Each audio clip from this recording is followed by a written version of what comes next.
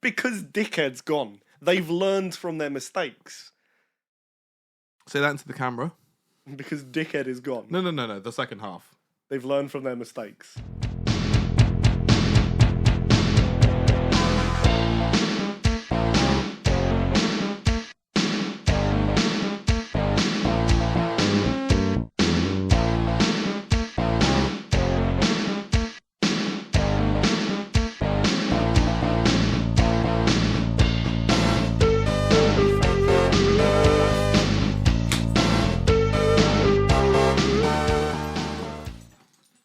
Major component of last season as well. I was just constantly They jingling were. keys. It's like, you know, you have like that little segue thing. That's our little segment thing. Let me get my drinks out. All right, let's just get going. We're I back. I do want to ladies and say, gentlemen. as we go, before we officially start, as we go through this, I do want to, as we start having segments, having like little interludes for them. I have the Gary Rose experience already planned out in my head, and it's cursed as fuck. Oh God, I'm so scared. Don't be. He's not as bad as the real thing.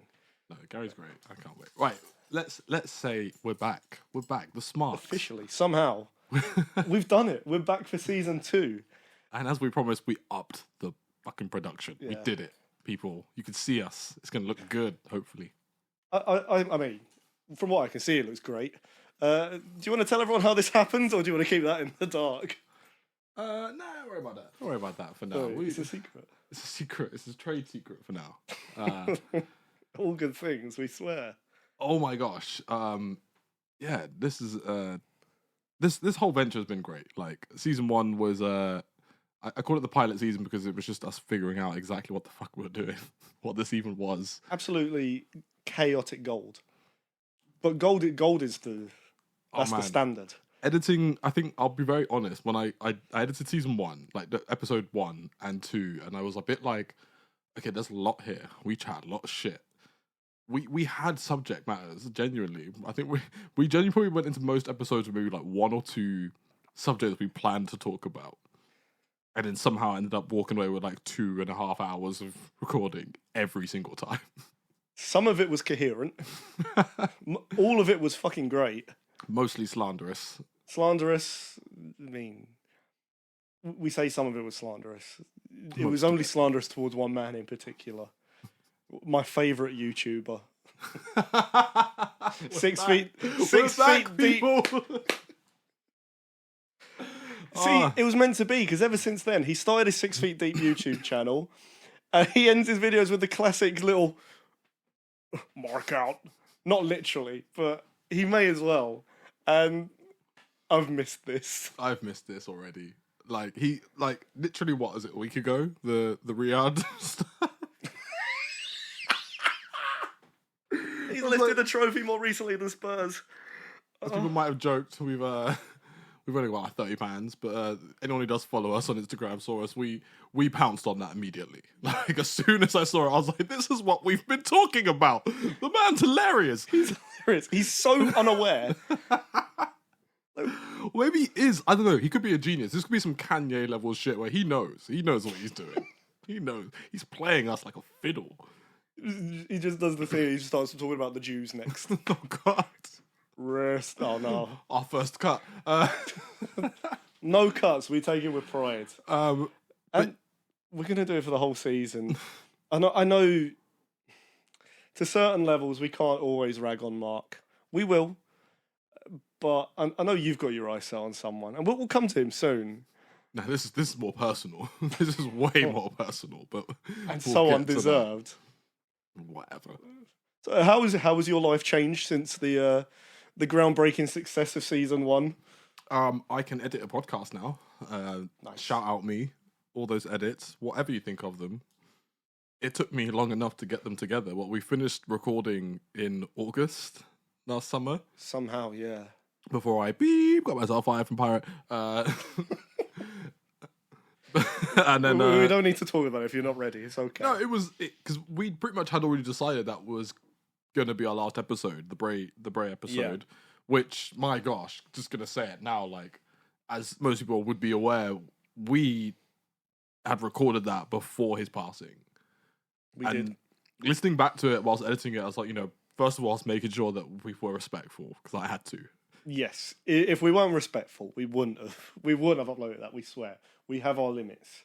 But it was super saddening actually because obviously we talk so much about like, when he comes back. Especially for me, because the whole massive point of it was like, it was you educating me on his backstory and the fact that we hadn't seen him since the Rumble, and I was like, and I think there's a major part where we both say like, oh, I'm gonna pop. I'll probably pop when he comes back. And I'm gonna pop so hard, and listen to it back. I was like, oh man, this is heartbreaking. It is heartbreaking, and because there was no idea anything was going on, and we know the details of it now. We know that there was actually quite a tragic side to it. So this whole thing with him having complications from COVID, affecting his heart problem, and something as simple as taking a nap without his like a heart monitor or heart monitor resuscitator type thing. Yeah, but I was planning on the first episode of season 2 being a part 2 of it. I was going to do everything leading up to Royal Rumble, and we would have, considering he was supposed to be coming back, we would have had what was next. Which seems to be Bo Dallas in NXT at the minute. Yeah, we would have had maybe a redemption arc. We don't know. We're not sure. Maybe. No more. But this is with or without Bray. No more Mountain Dew. Glow in the dark match. Learned. That's such a... I say it's because I know a lot of other retrospectives and other, WWE or wrestling sort of podcasters and YouTubers have sort of covered it as well. It's like, listen, we love Bray, but his last match is something that no one can pretend was something we enjoyed. It's not unique to him. It's an unfortunate truth. It happened to Kurt Angle. He lost to Baron Corbin. And actually, in our episode, we say it, he was handled badly. His booking was just awful. He was. And with someone like Bray, who he had all these crazy ideas, not all of them worked, but they're not going to. You look at Vince in the 90s. So...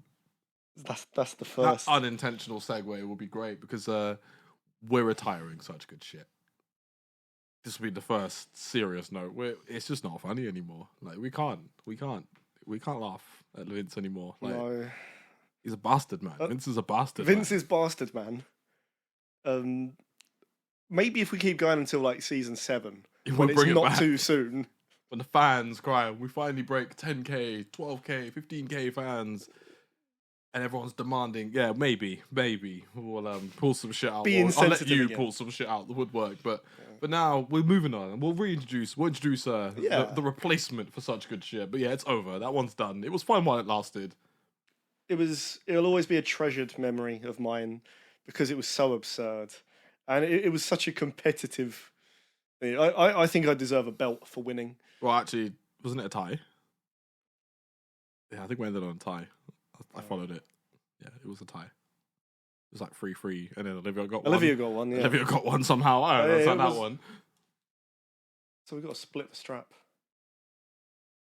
Olivia doesn't get shit, though. She'll be back. She'll definitely be back. She wants to be our producer because she listened to season 1 and was like, these motherfuckers have no direction.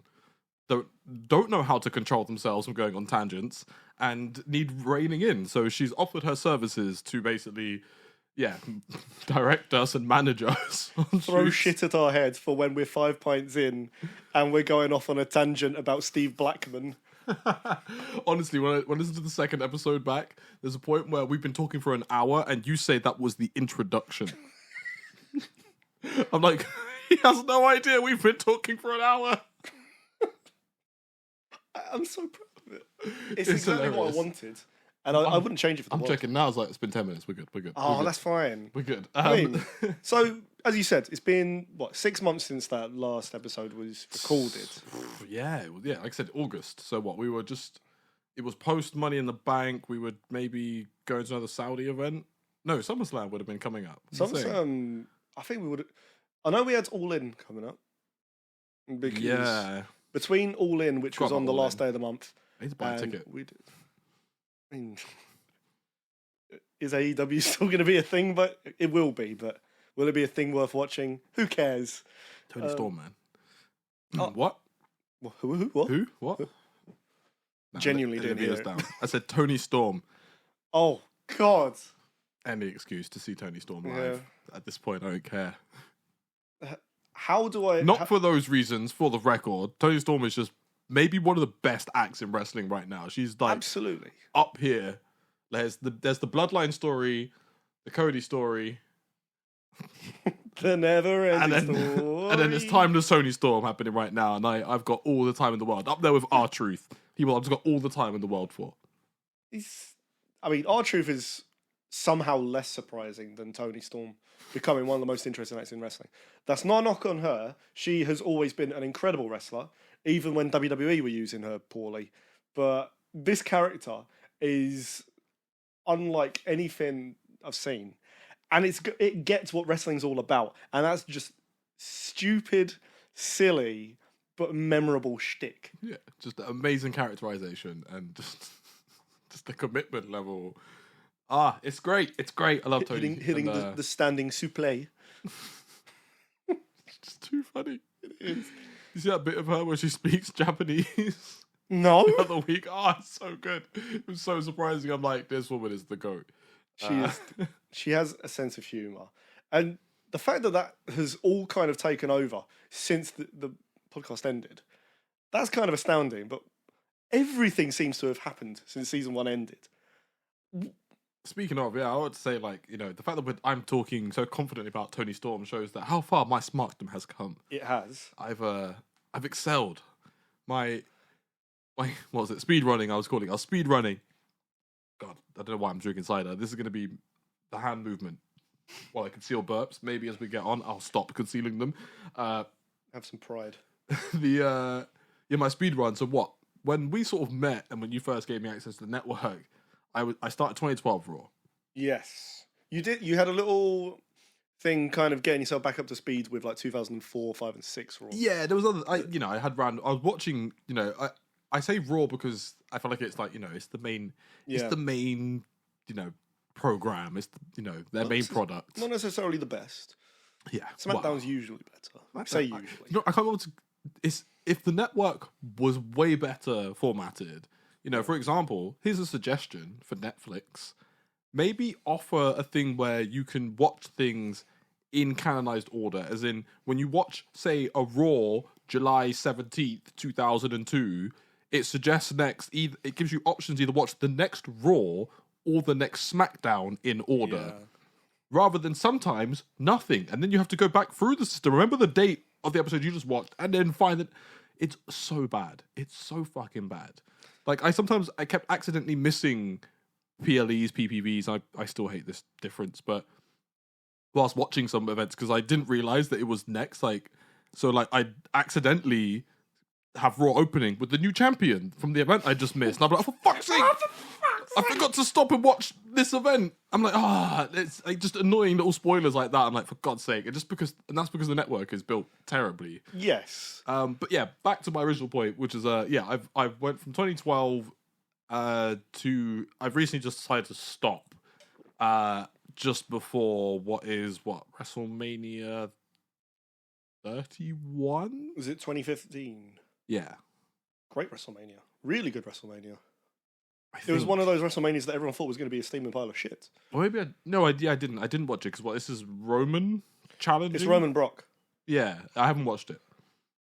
I've stopped just before the lead up to this. Right. And yeah, I've watched that in essentially like just under a year. So 10 months. I've watched like nearly 3 years of Raw.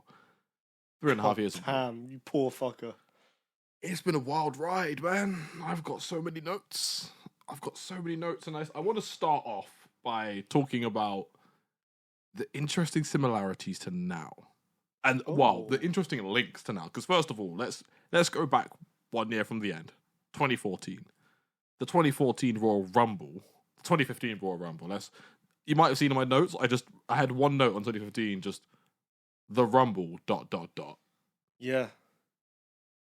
And I want to say similarities to now because I'm just like, what an annoying and irritatingly predictable and unexciting Rumble. Yes, and I think that was the part of the reason why everyone was so... I mean, you watch it, it's just booze everywhere. And you'd kind of expect, if you were doing any other kind of show, you'd expect an ad-lib, and you'd be like, fuck it, we'll do something else. Kind of like, I know we're going to come on to it, kind of like what they've done now. which we are probably going to have a nice civil discussion about. Yeah. But at the time, it was interesting just because the year before, it was Roman everyone was rooting for in that 2014 Royal Rumble instead of Bautista. And it kind of felt like they went the year ahead and they were like, well, course correct, we'll give them what they wanted. But the problem was, everyone had already realised, oh, that's who Vince wants. I'm going to boo the shit out of you, mate. And they just didn't do it. They did everything they could to try and get everyone on side. They ruined the ending to the Rumble by just making it 10 minutes of, it was Big Show and Kane. Corporate Kane, your favourite. Don't remind me of the end of that Rumble. Foreshadowing for Knox County's future. I feel like if anything, you could just take that last 10 minutes of that Rumble and just call it a botch. They botched the whole thing. Yeah. Like, man, the Rusev bit. That's the worst bit. I don't even. So I don't want to talk about that. Let's talk about the things that are relevant to now. Being that was at the time no, real back. I was talking about 2014 because 2014 the Bautista.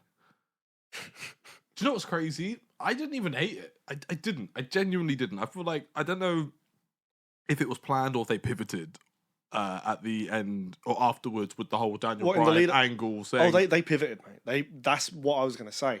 I think a part of the reason that you kind of look on it, is it confirmed that they actually pivoted? Watching at the time, you knew they pivoted. I don't have proof. And is that not when you're watching the similarity to now? Yeah, because Dickhead's gone. They've learned from their mistakes. Say that into the camera. Because Dickhead is gone. No. The second half. They've learned from their mistakes. I'm gonna clip this so fucking hard. Oh no! I'm gonna have Smarked and revoked. Oh, so bad! You've lost. You're gonna lose your license. Mark's here. Fuck. I'm gonna put that here. Yeah, the similarity being the pivot, being that obviously 2014 was the final appearance of one Philip. Well, I don't actually know his last name. I went into that being like, Phil, whatever his name is, Punk. Phil, I work with fucking children, Punk. PP Punk. We don't need to talk about Punk. I educated myself on CM Punk since season 1. Cool. That's all I have to say. Like, I do appreciate Punk. He's fun. He's great. What happened with him and the handling of, again, the title and the once in a lifetime doesn't need to be talked about. It's been talked about to death. I will say this, because you know it's coming. The once in a lifetime thing, I think the mistake and learning from mistakes is exactly what we're not doing this year by literally having the same winner of the Rumble and the same WrestleMania main event. But 2 years in a row, Steve. But that's such a simplification of what's happening. It's not. No, it's not. It is such a simplification of what's happening. And it's because they're learning from their mistakes. No, because you could have done it if you knew, even if it's a pivot. I'm sorry, but I'm just saying it. Cody shouldn't have won the Rumble, man. He shouldn't have won the Rumble. We should have found another way. And let's be honest, post, that Raw after WrestleMania with the whole Brock thing and the whole, taking a massive detour away from Cody and Roman, and then the fact that they were separated by the brands would have actually played into it being an interesting story. It was like, how was he going to work his way back? Winning the Rumble again, I thought, was a cheap way. It was like, he's just going to win the Rumble again. Yeah. It's like, really? That's it? He's just going to win the Rumble again. And then this time, he's going to win. But I would say that you don't know if he's going to win. I think they've marred it so well that I'm not 100% sure he's going to win. I think Seth's going to fuck him. I think they're damned either way. And this is exactly why I said they fumbled this Mania in that message to you. And you said you disagree. And I was like, they fumbled this Mania, man. Because I think afterwards we're going to all have had a great time. But I think in retrospect, we're going to look at this and be like, why did they do it this way? Why... I think everybody in the back of their minds has got a way better way, a way better route to Cody getting the championship. Whether you think he should have got it last year or should get it this year, I just feel like the handling with it has been poor. Like it's currently, for me, I always have an issue. Something's too predictable. And Yeah, it was yeah. too predictable to just give him the Rumble and then just have him pick and then have him just win through shenanigans or not. Like, if they best be spending all the time in the world, like, scripting the shenanigans down to a T so it's actually something worthwhile. Because we know there's going to be shenanigans. Yeah, I'd be disappointed if it wasn't. Match. I'd be disappointed if there wasn't shenanigans. But it better be the best storytelling and almost like the greatest wrap up to all this bullshit, because they seem to be so obsessed with making the Bloodline story and Cody's story intertwine, which was my issue. It was always my issue. It's like they'd been so separate this whole time. Roman's story and Cody's story had been so separate, and it was literally only really being merged together by the fact that Cody won the Rumble and wants this title. I mean, I will agree with you on that front. I think what they've done for the last year is completely counterintuitive. And I will argue that what they did for the rematch at Mania 29 was better than this. Because the story that they did for Mania 29 was good. The execution was terrible. Because Cena had a great year. But they pitched it as Cena's just come back off the worst year of his career. And he's going to go for the Rock. After main eventing WrestleMania and facing one of the greatest names in the industry, John Laurinaitis. He's having a bad time. He's killed Damien Sandow's career. But other than that, he's had an awful time. They should have done something like that with Cody. Oh, Sandow. A drink to Sandow.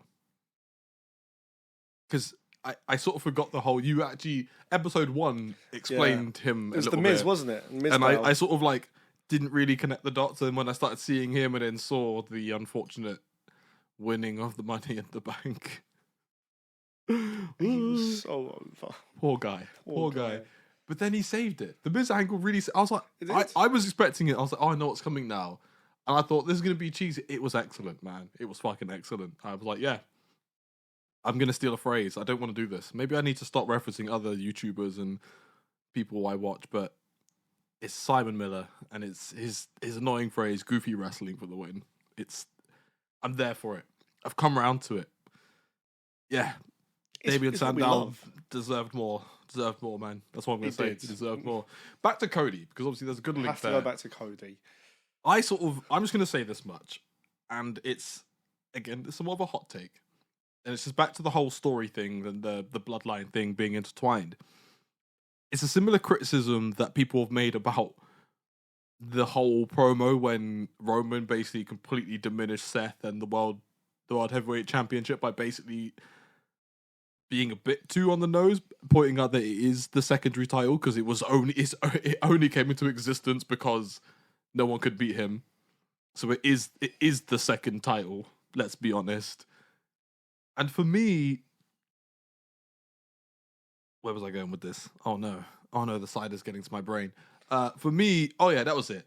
For me, comparing and almost like having them overlap, comparing the whole bloodline story and the angle that we've been watching for the last 3 years almost now, and have it almost have to intersect with Cody's story, which I don't know. It's a bit like Cody's story is sort of like a vague concept, whilst the bloodline story is actually entertainment that we're watching and we're invested in. And it's like the investment in Cody's story is more just like, I like the Cody character, I want to see him happy. Whereas the bloodline story is like, I'm interested in these developments. And it's like, why are we intersecting these and making us almost compare them? So which one's more important now, the bloodline or Cody's story? Which I as personally, I don't really give a shit about, because I'm like, it's flawed. His story's flawed. I don't care.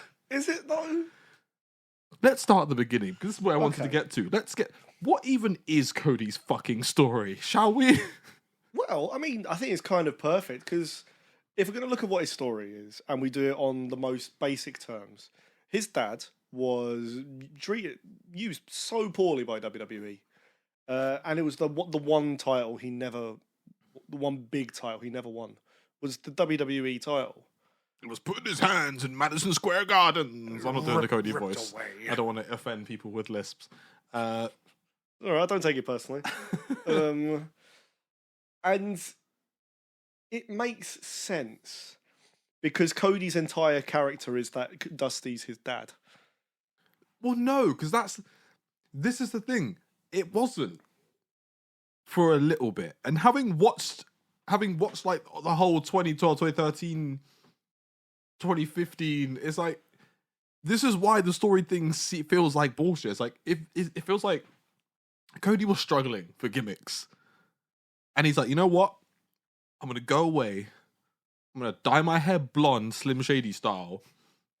Don't say that. No. I've been waiting to drop that one. And I'm going to just cry about my dad the whole time until everyone takes me more seriously, because just sort of being his son wasn't enough. Being Goldust's brother wasn't enough. Being Mustache Cody wasn't quite enough. You know, he wasn't happy with being just the Intercontinental title or tag team titles.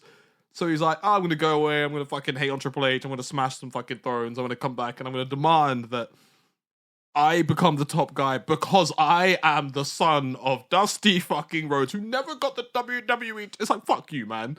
Yeah, it's a bit of a total whiplash. You just weren't that good, bro. Like, your brother never complained about never getting the WWE Championship, and he's way more goated than you are in terms of accomplishments in WWE. I'm just going to say it. Even right now, look at the accolades. They're almost quite similar. I did my research. Yeah, they are.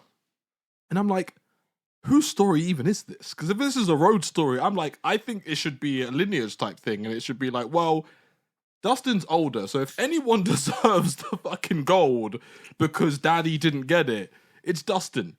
The original company man. Yes, I know he left, but Cody, you literally started the company he's currently working for, so we can't even call them out on that one. So I'm going to put it in terms of tenure, and I'm going to say Dustin deserves it more. So my twist, if we're going to pull people out of the woodwork like The Rock and do some legacy characters, I feel like Dustin, I know he's got contract obligations, I've checked. That's where I was going to go with this. I was going to say, do you think that, because a big part of it is, how Dusty was treated. He wore his polka dots, he looked like shit, he was silly. Would you not think that if he wasn't under contract with AEW, they would have gone, look at what you did to my brother? You made him into the artist formerly known as Goldust. He came out with a ball gag. He was the what was he called? It was some American term. Fucking I don't know. But sure. He had like the bright blonde hair. He was the guy. He was so cool and he was so Americana as well. Like a proper grassroots kind of wrestler. And then he comes to WWF and he's Vince is like, I've got an angle for you. You're gonna be a gimp. You're gonna be androgynous. And Dustin's like, what does that even mean, sir? Don't worry about it. Yeah, you're gonna wear a wig. And I'm from the South. I don't know what that is. That's legitimately what he said. I've watched the interview with him where that's what Vince pitched to him. You're gonna be androgynous. And Dustin had no idea what that meant. Apparently neither did Vince. No, they didn't. They had no clue. They thought that meant somewhere between sexual deviant and maybe a drag queen. Like that's where they landed with androgynous. Truly, we have come a long way in terms of gender politics, honestly. Vince, but not in a good way. No. Not in a good way. Every time we mention him, we're going to have to say fuck Vince. Yeah, at this rate. Fuck Vince. Fuck Vince. So yeah, like for me, the Cody thing really comes down to I'm not buying it. I'm not buying that you deserve to have the WWE Championship because your dad didn't, because your brother didn't either, and I prefer him. I'm sorry. I'm not doing that to be controversial. I fucking love Goldust, man. I even dressed as him at last Halloween. I do remember fucking love Goldust, man. And there's anyone I think deserve that. It's almost like my same issue with how Kane never got good runs, man. Kane never got good runs with the gold. Some people put the work in and never got good runs with the gold. And Cody should have been one of those people. But for somehow, he got a fucking neck tattoo and everyone's like, yeah, fuck it. Let's make him a top star. He's got Pharaoh. Pharaoh's the dog's name. They win it for Pharaoh. I don't care about... Yes, you do! Pharaoh and fucking... What's his wife's name? Brandy. I don't care about Brandy! No one cares about Brandy. No one. Oh, man. It's annoying. Like I do have a way that kind of wraps up the Cody story quite nicely, though. I do think winning the belt is in there. But I think you need to find a way that makes Cody's story come full circle. Not just his dad's, not just the whole wrestling as more than one royal family thing with his dad. Which, it makes sense. What a stupid statement. Yeah, obviously, look at the Anoa'is. They literally just but that works! They turned around and were like, duh. And let's be honest, if we're going to look at the Anoa'is versus the Rhodes, and it's like, well, yeah, that's a fucking dynasty, bro. Like, yeah, but you want the underdogs Dusty, to win. Goldust, and Cody! Like, versus the goddamn Rock, the Usos, Roman, Rikishi. I'm not even going to keep going. It ends at Rikishi, man. Like, Yamanga.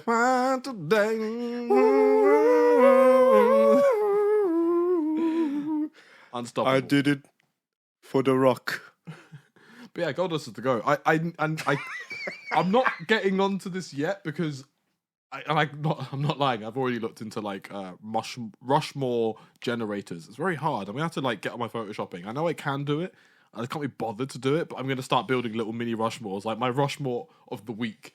Like, you know, the best jobbers, the best undercarders, the best mid-carders, you know, underappreciated. And I've got, because I keep throwing around the word GOAT, but it's like categories of GOAT at this point because there's too many. There is just too many. There is too many, and we can get very weird with it. We can go down avenues of like the Rushmore of wrestlers who've been like assaulted. So like, you know how John Cena was stabbed and The Rock, Stone Cold was run over. Booker T was assaulted in the supermarket. That time that Roman got into a fight, this was early Shield days. He was like off TV for like a week, and then when he came back, he had a massive shiner. And I looked into it because I was like, I remember I'd been watching the Raws, and I was like, there was literally no match where he had where it would have excused him having such a, it was like a house show. I was like, Roman Shiner, he put the date, and it turns out he got into like a fight, like whilst they were on the road. Like someone started on them, like someone like the bunch of them at a bar, you know, see a bunch of wrestlers like, oh, these guys ain't tough, top thing. Like, you fucking, we want UFC. But yeah, so he got into a fight, and we want real strong men like Phil Brooks. They kept him off TV because he had a massive black eye. That's a good way of keeping you guys looking tough. Don't show that they got beaten up by rednecks. We don't know he got beaten up. It sounds like they got into a big ass bar fight, like him and a few. I don't know if it was all the Shield boys or a few of them and a few other wrestlers, but it sounds like it was a fight. I'd love to see the footage. They should have leaned into it. Like, just make out he saw an injustice in the street. Blue boy, you look kind of brown. I don't like you. Put your finger down. I'm just trying to remember where we were. We were talking about. So I dropped the Goldust being the GOAT thing. Which you did, which I do have a lot of love for Goldust. I think the tricky thing is that people will always remember a particular era of whichever wrestler it is. So I get the feeling that for you, you'll always remember him for his Booker T stint, when he had two Tourette's. That's my impression of Tourette's. Please don't cancel us. It's only episode 1 of season 2. Tourette's Goldust is one of the reasons. I think, like, even retrospectively, you sort of look at, like, going as far back as the such good shit level pitch that was the Goldust character. Yeah, I'm still going to name drop it and reference it. We're just not going to do it anymore. We made it good. Yeah, like, man, like, he did such good work. Like, if anyone... You know, it's not fair to call him a company man now, but he was a pretty solid company man in terms of someone who was given a fucking horrible character. Like, compared to some of the shit from such good shit. Yeah. You know, Astronaut Holly. I don't know if you made that one up. Was that the one that was real? I think it was real. Yeah, like, come on, like that was nowhere near as potentially offensive as the actual Goldust character. Yeah. And Dustin fucking took this shit and, I hate to say it, literally made gold out of it. Like, it's fucking excellent. It's an awful pun, but it's true. It's so true. And I was like, man, if anyone, like, in terms of wrestling, and I'm talking about, like, coming from the dark side and professional, and let's say it, like, dealing with Vince and actually coming out of it and, like, making the most out of it. It's like, listen, this guy's fucking crazy. He's an asshole, but he's giving me a lot of money to humiliate myself, so I'm just going to fucking do it because I like this business. And he fucking, oh, man, killed it. Yeah, and then he went to WCW and they did a 1 week thing where he was a paedophile. They tried to make him normal. He was like, no, I'm going back to WWF. Save me. Was that Russo? I think it was before Russo. I'm trying to think when Goldust left because as I was saying about like always remembering certain eras of the wrestler, I'll always remember him when he was with Terry, and like he did such weird shit. Like he had the ball gag. He was When he kept flashing people, and then like he had that match with it wasn't a match, it was a fight with Roddy Piper for some reason. It was him versus the Maniac. Why not? Why not? And then at the end, like Piper like just rips his clothes off, and it's like, who's supposed to be the weird one here? Why are you sexually assaulting watching wrestling? Yes. We're the fucking weird ones. Yeah. A guy's been stripped down to his skivvies, and we're just like, yes, entertain me. And that's the difference. He's done so much. Whereas you look, I suppose I am going to cave to your side a little bit here. If we go back and we look right back at the start of Cody's career, we'll say like 2007. Do you know what the fuck he was doing then between then and we'll say dashing Cody Rhodes? I'll say just randomly tagging with people on the undercard. Fucking hell, I didn't know you'd seen it. Yeah, I'm not good. I'm a smart now. Check me out. No, every time we say his story, in my head it just goes, wow. Stop. That's what needs to stop. I hate to say this, but it's almost like my original theory works. It's like the song makes the man, and I feel like he came back and he's like, I don't even need to do that much. I've got the song that's gonna get me over. He starts every promo by saying, "So, City, what do we want to talk about?" No, he says, "Fuck." You said you wouldn't make fun of Lisp. Yeah. Suffering fuckatesh. Well, but no, I want to move from Cody because I've got a part 2 to this. Because like I appreciate the story thing, but it's like I'm gonna say it again. Like people are really fucking it up by like pointing out the obvious. Like everybody's got a story, man. Everybody's got. R-Truth's story is fucking awesome. R-Truth deserves the WWE, the uwu. Even for a day, even if it's like he somehow by some dumbass complication, like Roman comes out, lets anyone challenge. R-Truth comes out through shenanigans, beats him clean, pins him. Damien comes out, cashes in. We go from there. I wouldn't even care. Let him hold gold. Like the 24/7 championship was legitimized by that man. I mean, unfortunately true. All 40 of his title reigns. Yes. But you mentioned people who like had amazing careers but should have fallen short of it. R-Truth did have main event runs. He main evented Capital Punishment against John Cena for the title. Fair. He's had a good fucking run. He's been with the company for about 15, 16 years. Not including when he was K-Quick. That's a former TNA champion, isn't he? Yeah, Ron Killings. He's Killings. I listened to like a song he put out a few months ago. It's genuinely good. I, a connoisseur of rap music. No, it's funny because I actually was showing Olivia. I was like, "Do you know he's actually a rapper, by the way? It's not a joke." Did you show her the one where he's dressed up as the judge and he's got the silly I teeth? didn't watch a video. I just jumped on Spotify, I think. Oh. But no, going back to the 2012-2015 era. I don't know what that was classed as. Was that PG? Was that still Ruthless PG, Aggression? PG, and then going into like the reality. Yeah. Oh, yeah. The reality. Oh. Someone was actually just on a side note. Someone was trying to name the current era, and I want to throw out that I want to call it the meta era. Yeah, meta era is pretty good. We're pretty meta right now. Where like, we've had pivots and fans sort of swinging things now, but now the social media engagement and things are like not only actually working but being mentioned and I don't know, we're being worked through social media potentially. I don't know anymore, but it's getting pretty meta. They're getting good. They're getting very good. They are getting good, and it's because the person running the company isn't 600 years old and a sex offender. But he is showing his age and needs to stop mirroring his fucking times. Yes. It's like, it was cool, but I don't... Okay, fair enough. Man was like, oh, you thought I had a reign of terror?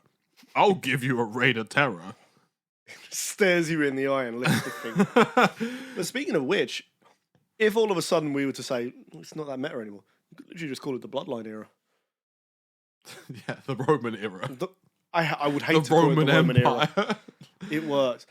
I'm still standing by the fact that if Cody doesn't win, the build to Mania 41 should just be everyone from the Bloodline leaving him and joining The Rock, and Roman turning into a mad king and burying everyone. I want him to lose his mind, and I want him to just be the most dominant wrestler ever. And no run-ins, no shenanigans, blood and guts, please. Not the AEW one. We can have a pitch sucks. off on this because I've got another thing, but I think it's the more obvious angle. But we'll get there. No, I wanted to mention some more funny things, some less links and more interesting stuff, because like there's just weird shit, so much weird shit from the times. But my favorite, I want to talk about another goat that needs a call out, because this guy's still running now. He's been around forever, and for someone who doesn't perform in the ring necessarily, he's one of the greats. It's Paul fucking Heyman. Oh, fuck yeah, man. Paul Heyman might be one of the greatest things on TV when WWE is on. Yeah. Oh, absolutely. Unbelievable talker, of course. But he's the king. He might be the king on the mic. Yeah, I agree. He's so believable because he does look so slimy. Like physically, literally slimy. You know, there's like 90s movies where it's always just like the pathetic sort of henchman. The one who's like, you know, literally kissing the feet of the boss. Yeah. And but also as soon as he's cornered, he's like, "No, please don't hurt me. No, I'm just a weakling." It's like he's just that guy, and he plays it so well. The good guy turns around, the boss is like, "Get him!" And he just like gets a knife out and then slips on a banana peel. Yeah. He's that guy. He's amazing. And what he's good at is, obviously, that's why they had the whole Paul Heyman guy thing, which they gave to Curtis Axel. It was actually what I wanted to talk about, because this must have been 2013. Paul Heyman comes out. It's an episode of Raw, and he's given the whole spiel. I am Paul Heyman, and I blah blah blah blah blah. The Beast, Brock Lesnar, CM. Brock Lesnar. So good. You know, this is. Oh, she's not the one in 21 anymore, is he? Well, what the? Because he that match didn't happen. Well, I don't know if he's bothered, but he has got the 2 and 22. No, he was the one in 21-1, and then 21-1, they started but now removing him from the games, so he doesn't exist anymore. I was saying it didn't happen. I thought it was like we're talking about the fact that Roman beat him. Oh, Roman beat him afterwards. But how many was it then? Is it 23-2? It's 23-2. So he's the 2 and 23-2 technically. Heyman. Oh, I'm just saying. Anyway, with all this Brock and Vince, he's the number 2 in 22-2. Fucking hell. So yeah, he comes out. He's given the spiel. This is like what, I don't know, during or maybe just after CM Punk's like 400 whatever day run as WWE champion, before getting pushed out the way so we can have Rock Cena too. Poor Phil. Story of his career. And he's giving it large. I'm Paul Heyman. I picked the best guys, and he's like, "Oh, I've got a new guy, and when I've got a guy, you better fucking recognize." And out comes. Well, no, you got to set the scene, because you got to think about who he had before. Came back, he was with Brock. He had Punk. He was with Cesaro a little bit, who's not on the same level, but a fantastic wrestler. This was after. That's what I mean. Cesaro's after this. Yeah. I suppose it can't get any worse. Cesaro was during Rybaxel, which we'll get into. Rybaxel's the end of this story. You made me skip to the end already. So he brings out Curtis Axel after hyping the shit out of him, right? The son of Mr. Perfect. Yeah. Irony, so if ever. You could imagine, for me, who's been out of the loop for a good decade, I've not seen much of this era. I'm like, oh, who's he about to bring out? Here comes Curtis Axel, and here I am, like, who? It doesn't help that he's got a silly name. That's a pretty deep who, because obviously the implications being this guy is not relevant now. He's someone, you know, I heard of Roman when I was out of the loop. I heard of Seth. I heard so many names. I never heard the name Curtis Axel. And I love Paul Heyman. So I'm like, I don't recognize this Paul Heyman guy. I'm like, this. This might have been, at the time, I immediately recognized that this might have been maybe Paul's weakest moment. It was a low he doesn't like to talk about. I was like, either he chose Curtis and it was a massive L, or Vince was like, I've got Mr. Perfect Smile for you, Paul. And he's like, I don't know about this one. I've just been on a run with Punk and Brock. Like, you really want to see if this is going to work? Like, who, don't worry, we're going to have a feud. We're going to have a feud with Triple H. He's going to get over on him, and then we'll do some other stuff with him later. Don't worry. Don't worry, Paul. Rock bottom looks great for you. So, yeah. The short and then, getting to the end of this is like, what? After that weird feud, very forced, like I said, clearly Vince sanctioned, Paul, you're gonna put Mr. Perfect's kid over, all right? And he's like, sure, whatever. Yeah, the guy needed a mouthpiece. But I'm going straight to feuding with Brock Lesnar after this because fuck this kid. Yeah, fuck this. No one thinks about Michael McGillicuddy anymore. So there's a reason who does he feud with after that? I can't remember, but I am just going to say. Exactly. So what ends up happening like 6-7 months later, Ryback at the end of, trying to remain in the main event scene, but it's just not working. These two team up, backed by Paul Heyman, who very quickly puts these two together and then goes and backs Cesaro, leaving Ryback all alone to die in the wastelands of the mid-card. It's like leaving your horrible kid with someone else and then going to fucking Barbados. You two will be a great tag team. Team up together. You could beat the Usos. He plays Warzone. And this is you love Warzone. This is face paint young actual twin Usos when they were shite. And Ryback couldn't even beat them. No, they was it Mania 31 or 30 where they were in that maybe 30 quadruple, the 4-way tag match. Yeah, it was bad. Because I believe it was the year after Ryback had his first WrestleMania match. So, I mean, to give the background of both these guys, Michael McGillicuddy, Curtis Axel, he was on NXT, and he was the man who cut the greatest promo of all time. A promo so good, they thought, Paul Heyman, get him. Just get him now. We need to get someone to speak for him. Where he just goes, this is the moment of the beginning, of the genesis, of the beginning, the genesis of McGillicuddy. Yes. And then he lost NXT somehow. Who knew? Then you had Ryback, who was the biggest steaming pile of shit wrestler on the planet. And I'm going to look into the camera when I say that. You were a draw for about 3 months. And you've not been relevant ever since. I'm sorry. Every time you have appeared on any of my social medias, it has been time, thought capacity, breath, and seconds of my life wasted. As it was when you were on my TV screen. I'm glad Punk beat you in that Hell in a Cell. And I just think you're a waste of breath, personally. What was it? You got screwed by Brian Maddox, whatever? The guy who came in Page. Fucking hell. Brad Maddox. Brian, whatever. Brad Maddox. That was a the cruel wrestler joke, who couldn't wrestle, so they made him a GM. Yeah, he's a Opposite ref than a Vicky GM. Guerrero. Like, it's bad. Like Vicky could have when fucking Vicky out-wrestled could him. get over easier than you can. Whoa, no. That's harsh. Vicky was amazing. We love Vicky. Yeah, I know. Vicky We are was great. advocates of Vicky on this podcast. That doesn't mean go from wrestler referee to not even barely second GM and then To coming on a title belt. So anyway, I wanted to move on to one other thing because there was a great promo. Paul Heyman always cuts great promos, but there was a really relevant promo that reminded me of you, Stephen. I wish I actually went as far as memorizing the date and the Raw and pulling up a clip or something. But it's some of the lines along the lines of Paul Heyman's just talking about. I think it's a 21-1 rant. So this is now post. Post 30. Huh? Post WrestleMania 30. Yeah, post WrestleMania 30. He's given it all. He's given it the large. I'm Paul Heyman. I'm the guy. My guys are the guys. Brock Lesnar. Brock Lesnar.